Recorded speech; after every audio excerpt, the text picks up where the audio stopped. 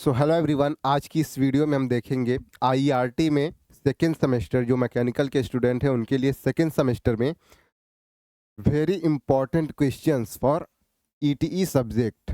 जो ईटीई आपका सब्जेक्ट है उसमें हम जो इम्पोर्टेंट क्वेश्चंस है, इम्पोर्टेंट क्वेश्चन का मतलब क्या हुआ, जो 5 से 10 साल के आपके पीवाईक्यूज में क्वेश्चंस रिपीट हुए हैं या फिर जो क्वेश्चन पीवाईक्यू में पूछे गए हैं, रिपीट भी नहीं हुए हैं लेकिन पूछे गए हैं, वो सब क्वेश्चन हम इस वीडियो में देखेंगे।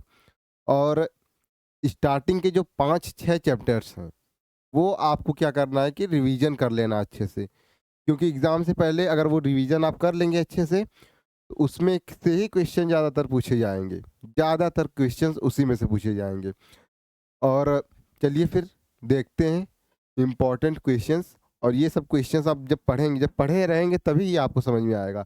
लेकिन जैसे यहाँ दिक् परिवर्तक लिखा हुआ है तो हिंदी में इसका आपको मतलब पता नहीं होगा कि ये दिक् परिवर्तक क्या होता है, लेकिन इंग्लिश में अगर आप इसको देखेंगे तो ये आपको पता चल जाएगा कि नहीं क्या था। इसीलिए इंग्लिश के जो जो टेक्निकल वर्ड है वो इंग्लिश में पढ़िए, बाकी जो सेंटेंस है वो हिंदी में पढ़िए, कोई दिक्कत नहीं होगी। चलिए इसको देखते हैं। सबसे पहला क्वेश्चन, पहला क्वेश्चन क्या लिखा हुआ है।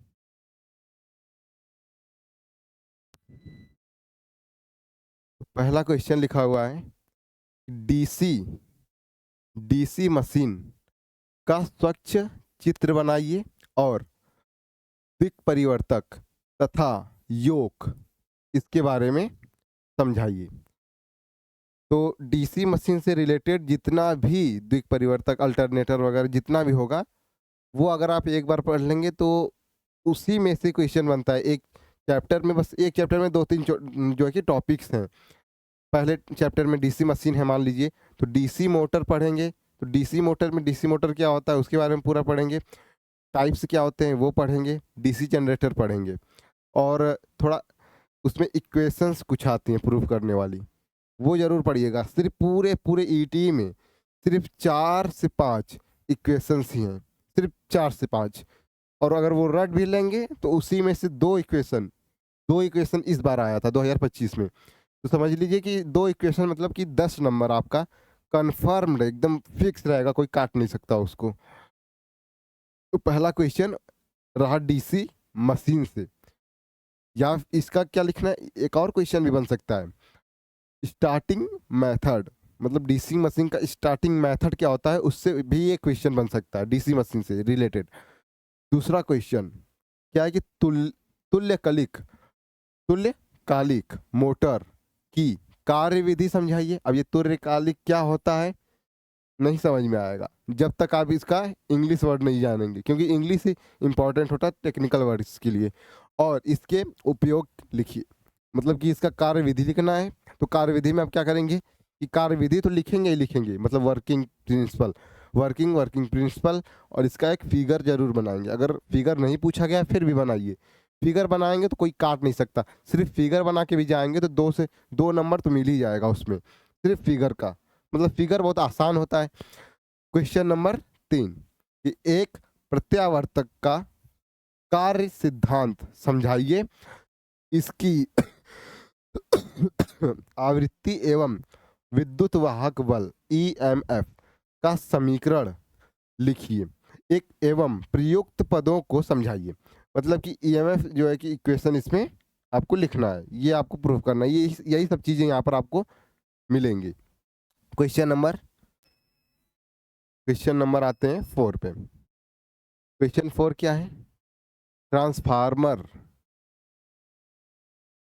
में होने वाली विभिन्न प्रकार की, ट्रांसफार्मर जो होता है उसमें होने वाली विभिन्न प्रकार की हानियों के बारे में आपको लिखना है, और उन्हें किस प्रकार से कम किया जा सकता है वो भी डालना है। आप पहली बात तो ट्रांसफार्मर का फिगर बनाएंगे, उसके बारे में थोड़ा बहुत लिखेंगे, कॉपर लॉस, आयरन लॉस, इसके बारे में लिखेंगे, और हानियाँ हेडिंग डालेंगे और उसमें हानियों को 4-5 पॉइंट्स में लिख देंगे, 6 पॉइंट्स जितना भी होगा।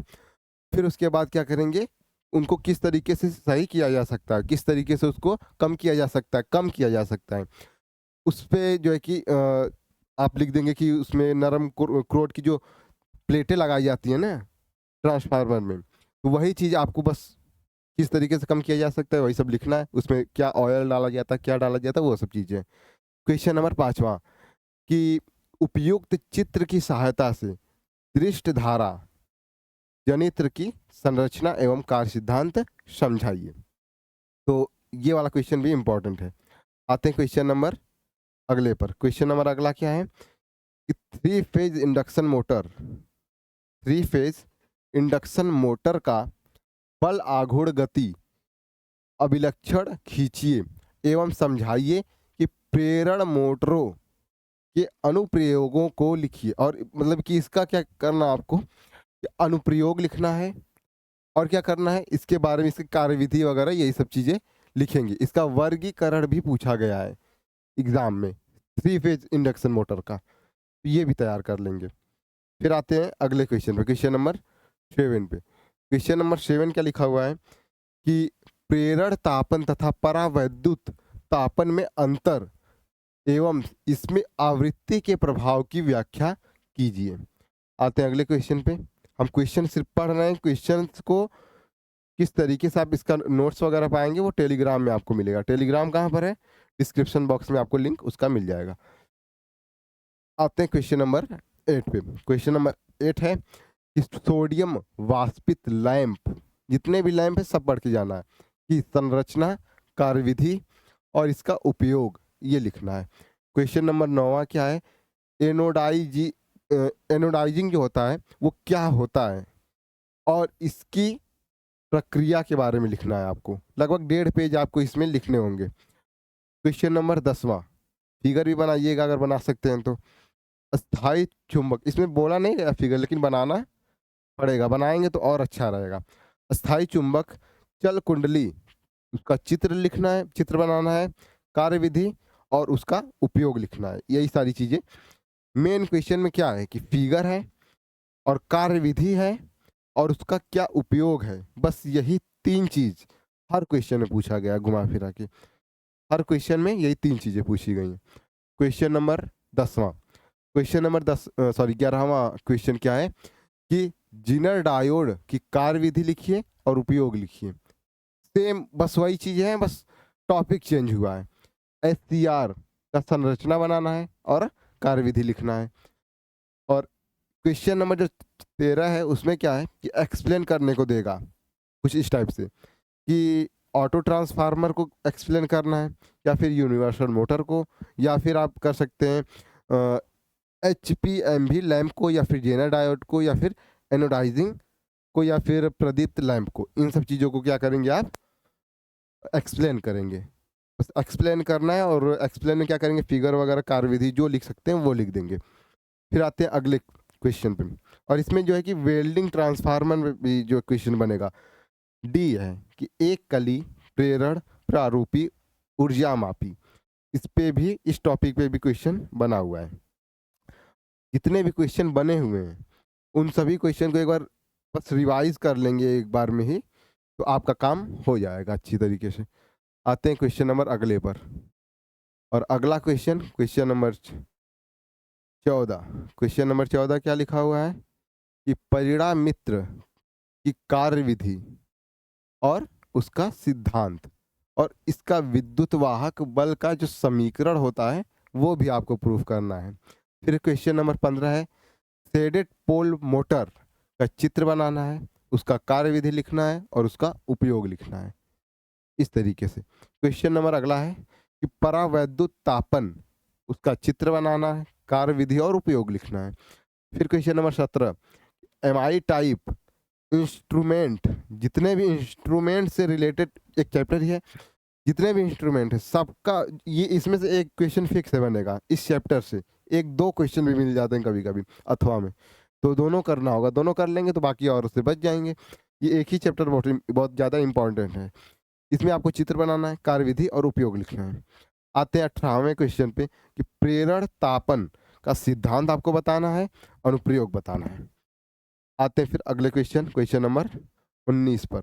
और क्वेश्चन नंबर 19 काफ़ी ज़्यादा इंपॉर्टेंट है, मतलब काफ़ी ज़्यादा इंपॉर्टेंट। क्या इसमें इंपॉर्टेंट है कि प्रकाश को प्रभावित करने वाले विभिन्न कारकों का वर्णन करिए, प्रकाश को प्रभावित करने वाले। फिर आते हैं अगले क्वेश्चन पर। अगला क्वेश्चन क्या है कि 20वां नंबर क्वेश्चन, 20वां क्वेश्चन है कि डायनमोमीटर शक्ति मापी, इसका जो डायनोमीटर शक्ति मापी है उसका संरचना आपको बनाना है, कार्य विधि लिखना है, अनुप्रयोग लिखना है, यानी कि उपयोग, अनुप्रयोग बोले या फिर उपयोग, वही बात हो गई ना। आते हैं 20वें नंबर क्वेश्चन पे, सॉरी 21वें नंबर क्वेश्चन पे। उसमें क्या है कि द्विवाट मीटर, द्विवाट मीटर, द्विवाट मीटर विधि द्वारा त्रिकली शक्ति कैसे मापी जा सकती है, समझाइए। क्वेश्चन अगर आप इसको तैयार करना चाहें तो ठीक, नहीं तो इसको छोड़ भी सकते हैं। फिर आते हैं अगले नंबर क्वेश्चन पे, क्वेश्चन नंबर 22 पे। और क्वेश्चन 22 क्या लिखा हुआ है कि सिलिकॉन कंट्रोल रेक्टिफायर के अभिलाक्षणिक, क्या है कि अभिलक्षण, सॉरी अभिलक्षण एवं उपयोग लिखिए इसकी, सिलिकॉन कंट्रोल रेक्टिफायर की। और ये सब चीज़ें आप कंट्रोल, ये हमने यहाँ पर कंट्रोल ऐसे लिखा है, लेकिन आपको इस तरीके से नहीं लिखना है, आपको लिखना है इसको इंग्लिश में, स्पेलिंग इसकी लिखनी है पूरी। और अगला क्वेश्चन आते हैं, अगला क्वेश्चन क्या है 23, 23 नंबर क्वेश्चन क्या है कि अल्टरनेटर जो होता है उसकी संरचना आपको बनानी है और उसका क्या लिखना है, सिद्धांत लिखना है अल्टरनेटर की। 24वां क्वेश्चन क्या है, आर्क एवं प्रतिरोध वेल्डिंग में तुलना आपको करना है, आर्क या फिर प्रतिरोध वेल्डिंग, आर्क एवं प्रतिरोध वेल्डिंग, एक तरफ आर्क वेल्डिंग एक तरफ प्रतिरोध वेल्डिंग, उसकी तुलना आप करेंगे। उस डिफिनेशन में से ही आप जो है पॉइंट्स निकाल लेंगे, जब डिफिनेशन आप नोट्स में देखेंगे तो उसी में से आपको पॉइंट्स मिल जाएंगे और वही पॉइंट्स बना के आप लिख सकते हैं एग्जाम में। आते हैं 25वें क्वेश्चन पे, और 25वां क्वेश्चन डीसी जनरेटर से। डीसी मोटर या डीसी जनरेटर, तो उसका क्या है कि ईएमएफ इक्वेशन सेम होता है, बस एक छोटी सी चेंज, छोटा सा चेंज करने पर, छोटा सा, बहुत छोटा सा चेंज करने पर जो है कि काम हो जाता है। इक्वेशन सेम तरीके से ही प्रूफ होती है, बस लिखा अलग तरीके से जाता है उसको। क्वेश्चन, ये जो आपका क्वेश्चन नंबर 25 था डीसी जनरेटर से, इसका आपको एक फिगर बनाना है, यानी चित्र बनाना है, और इसका विद्युत वाहक बल भी निकालना है, और डीसी जनरेटर के लिए इसी को सिद्ध करना है, ना कि डीसी मोटर के लिए। डीसी मोटर आप नहीं लिखे, एम नहीं लिखेंगे, सी लिख देंगे, जी लिख देंगे जनरेटर के लिए। आते हैं 26वें क्वेश्चन पर कि डीसी मोटर की गति कंट्रोल करने के लिए विभिन्न उपाय, डीसी जनरेटर को कंट्रोल करने के लिए कितने मेथड हैं, 3 मेथड हैं। तीनों मेथड के बारे में छोटा छोटा, जितना आप, जैसे मान लीजिए 3 मेथड हैं तो आधे आधे पेज में आप इसको लिखिएगा, लेकिन अगर आप चाहें तो इसको 2-3 पेज में भी लिख सकते हैं। 2-3 पेज में क्या करेंगे कि आधे पेज में बना देंगे फिगर और थोड़ा बड़ा बड़ा लिखेंगे, तो 3 पेज तो ऐसे ही ले लेगा। फिर आते हैं 27वें नंबर क्वेश्चन पे, 3 फेज। देखिए यहाँ पर डीसी मोटर का स्पीड कंट्रोल मेथड भी पूछा जाएगा, या फिर ये भी पूछ सकता है कि स्टार्टिंग मेथड, स्टार्ट करेंगे तो स्टार्ट का, फिर रोकेंगे भी तो रोकने का भी मेथड आपको बताना पड़ेगा, स्टार्ट करने का भी बताना, सबका 3 ही होता है। 3 फेज एनक्रोनस मोटर वो भी 3 फेज के, उसका ऑपरेशन और ऑपरेशन के सिद्धांत को साफ सुथरे चित्र, मतलब फिगर सब में आपको बनाना। फिगर बहुत इंपॉर्टेंट है इसमें, जिससे जैसे कि फर्स्ट सेमेस्टर में ईएमई में फिगर बहुत ज़्यादा इंपॉर्टेंट था, इसमें ईटीई में बहुत ज़्यादा इंपॉर्टेंट है, बहुत ज़्यादा इंपॉर्टेंट फिगर है। फिगर बनाएंगे तो वैसे ही नंबर मिल जाएगा। 28वां कि सिंगल फेज ट्रांसफार्मर ऑपरेशन को परिभाषित कीजिए। सिंगल फेज पूछेगा तो भी करेंगे, 3 फेज में भी कर देंगे, 3 फेज सॉरी पूछेगा तब। एवं विभिन्न भागों के कार्यों को स्पष्ट कीजिए, मतलब जो इसमें कोर होता है उसके बारे में, जैसे मतलब जितने भी इसके पार्ट्स हैं उसके बारे में आपको लिखना है। क्वेश्चन नंबर 29, एक ऑटो ट्रांसफार्मर के निर्माण के घटकों को बताइए और उपयोग समझाइए। तीसरा क्वेश्चन कि एसी सीरीज मोटर के निर्माण को बताना है और कार्यविधि लिखना है। 31वां क्या है कि मरकरी लैंप का चित्र बनाना है, निर्माण करना है और कार्यविधि आपको लिख देनी है मरकरी लैंप का। आते हैं 32वें क्वेश्चन पे। इसमें क्वेश्चन रिपीट नहीं होते same to same, topic repeat होते हैं।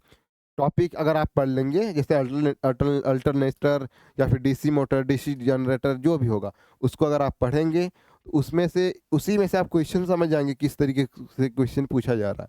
इसीलिए हेडिंग टॉपिक पढ़ाया जाता है, ना कि ये सब क्वेश्चन बताया जाए। क्वेश्चन नंबर 32, और ईटी बहुत ज़्यादा बड़ा सब्जेक्ट नहीं है, बहुत ज़्यादा बड़ा नहीं है। इंडक्शन हीटिंग के विभिन्न उपायों को समझाइए और उसके उपयोग बताइए। 33वां क्वेश्चन, इलेक्ट्रिक हीटिंग का वर्गीकरण कीजिए। 34वां, इलेक्ट्रोप्लेटिंग ऊपर आया था वही, क्या होता है, किसके लिए की जाती है और विभिन्न उपायों को लिखिए। ये सब क्वेश्चन बहुत ज़्यादा इंपॉर्टेंट है, ये सब क्वेश्चन बने हैं इस बार। 35वां क्वेश्चन क्या है कि मूविंग आयरन वोल्ट मीटर चित्र बनाना है और उसका कार्यविधि लिख देना है। 36वां कि सिंगल फेज सर्किट में रिएक्टर पावर को मापने के लिए विभिन्न विधियों को आपको बताना है और उसका क्या करना है, बहुत ज़्यादा डिफिनेशन वगैरह नहीं लिखेंगे, सिर्फ परिभाषित करेंगे क्या उसकी विधियां क्या होती हैं। खैर इस क्वेश्चन को ये क्वेश्चन इंपॉर्टेंट है, सिंगल फेज सर्किट, और एक टॉपिक आता है single phase induction, single phase motor, single phase या फिर 3 फेज से रिलेटेड। तो ये सब चीज़ें तैयार करेंगे, हालांकि ये सब आपको क्लास में पढ़ाया जाएगा, तो उसका नोट्स जो होगा, अगर आपको इंग्लिश में पढ़ाया जा रहा है तो उसका नोट्स स्टार्टिंग से बनाते चलिए। स्टार्टिंग से बहुत ज़रूरी है इसका नोट्स बनाना, और उसी नोट्स को आप चाहें तो इंग्लिश में हिंदी में कन्वर्ट कर लेंगे। सेंटेंस हिंदी में कन्वर्ट करके टेक्निकल वर्ड जो होते हैं, टेक्निकल वर्ड जैसे हमने यहाँ पर लिखा क्या, सिंगल फेज सर्किट, सर्किट को हमने क्या लिखा, इंग्लिश में ही तो लिखा। अब सर्किट हिंदी में तो लिखेंगे नहीं, फेज को ऐसे फेज तो लिखेंगे नहीं, तो ये सब चीज़ें इंग्लिश में लिखेंगे और धीरे धीरे आपको आ जाएगा कि इंग्लिश में किस तरीके से सेंटेंस बनाना है। 37वां, जीनर डायोड क्या होता है और आदर्श और वास्तविक जीनर डायोड के समतुल्य परिपथ को समझाइए। 38वां क्वेश्चन क्या है उसको देखते हैं, और 38वां क्वेश्चन है बीजेटी की विशेषताएं और उपयोगिता को कॉमन ई मीटर ये जो ई मीटर होता है कॉमन ई मीटर होना चाहिए, कॉमन ई मीटर ट्रांजिस्टर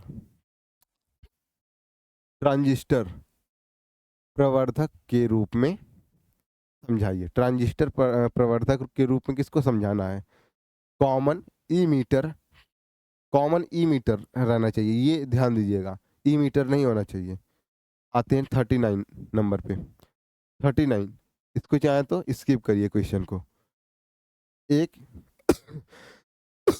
ये एक ही बार पूछा गया है, ज़्यादा नहीं पूछा गया, चाहे तो इसको छोड़ सकते हैं।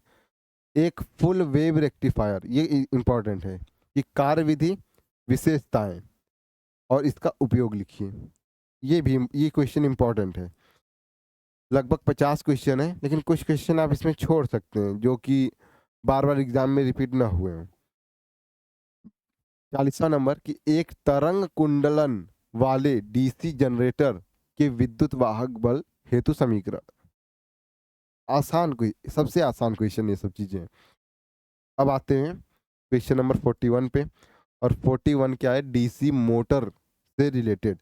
डीसी मोटर से रिलेटेड क्या है कि इसके प्रकार का नाम बताना है आपको, और लघु शंट एवं दीर्घ शंट शंट कंपाउंड की बात की गई, कंपाउंड मोटरों के सर्किट आरेख बनाकर उनके वोल्टता समीकरण आपको लिखना है।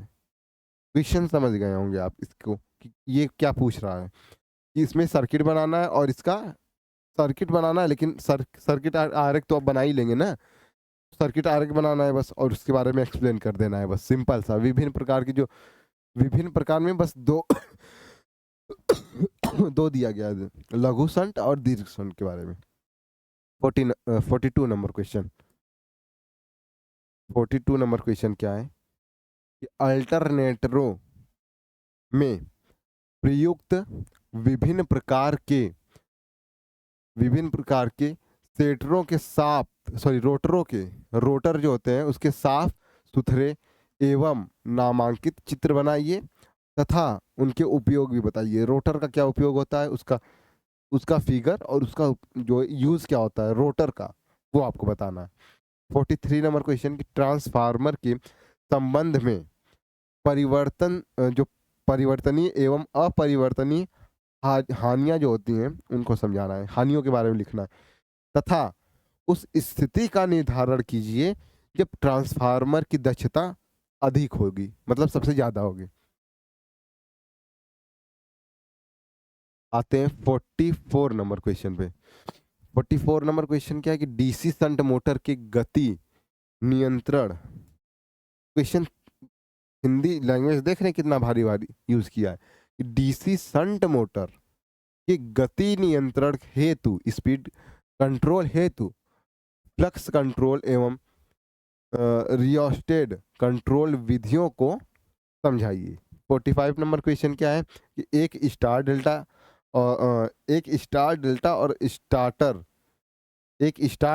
स्टार्टर की संरचना और इसकी क्या लिखनी, कार्यविधि। सब में वही चीज है, संरचना और कार्यविधि। सबका संरचना और कार्यविधि भी आप लिख लें तो 8 से 9 क्वेश्चन आप लगा लेंगे वैसे ही। प्रतिरोध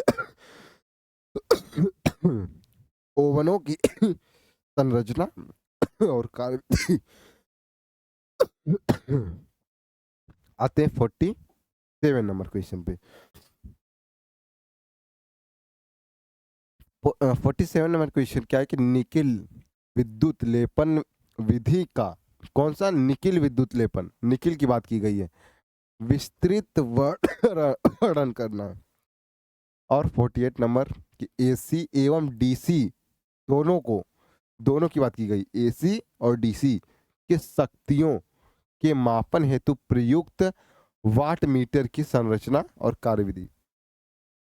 49 नंबर क्वेश्चन पीएमएमसी टाइप के वोल्ट मीटर की संरचना और कार्यविधि बताइए।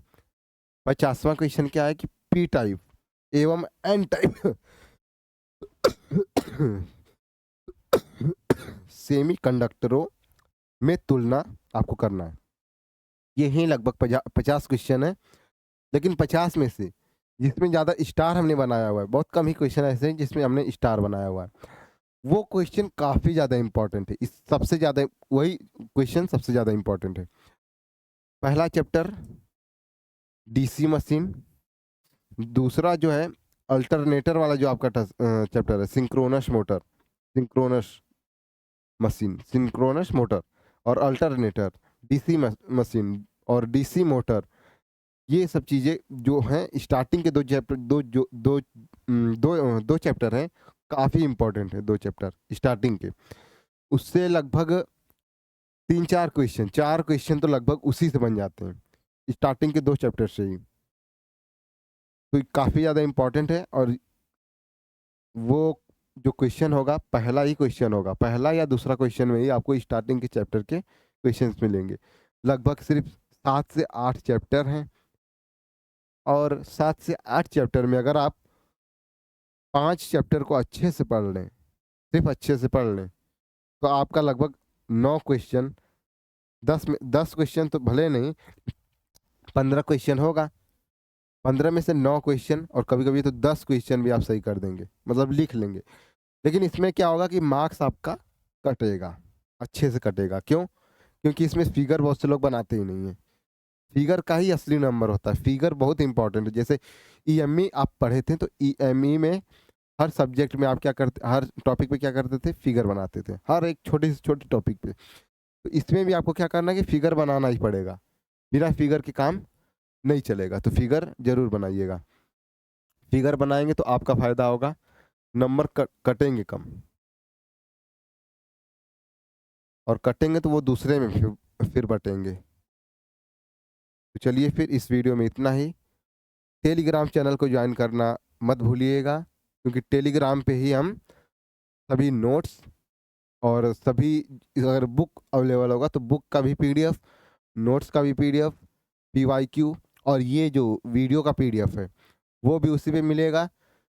और पीवाईक्यू तो मिलेगा ही मिलेगा, ये भी मिलेगा, बुक भी मिलेगा। नोट्स बहुत ज़्यादा इंपॉर्टेंट है, जो कि हमने खुद लिखा उसको नोट्स को, तो वो नोट्स भी आपको मिलेगा।